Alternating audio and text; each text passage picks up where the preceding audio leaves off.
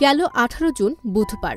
দিনটি ছিল বিএনপি ভারপ্রাপ্ত চেয়ারম্যান তারেক রহমানের স্ত্রী ডাক্তার জোবাইদা রহমানের জন্মদিন। এ উপলক্ষে রাজধানীতে 2 দিনব্যাপী বৃক্ষরোপণ কর্মসূচির আয়োজন করে আমরা বিএনপি পরিবার। প্রথম দিন মঙ্গলবার বিকেলে শেরেবাংলা নগরে শহীদ রাষ্ট্রপতি জিয়াউর রহমানের মাজার প্রাঙ্গণে বৃক্ষরোপণ করা হয়।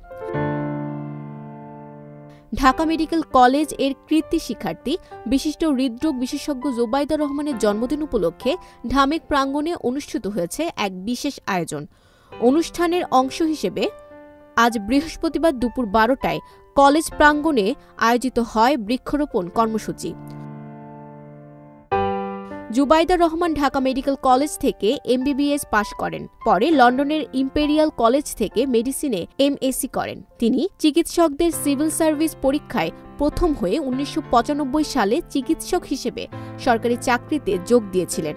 তবে 2008 সালে শিক্ষা ছুটি নিয়ে লন্ডনে যাওয়ার পর দ্বিতীয় মেয়াদে ছুটি বাড়ানোর পরও ফেরত এসে চাকরিতে যোগ না দেওয়ায় তাকে বরখাস্ত করেছিল স্বাস্থ্য মন্ত্রণালয়।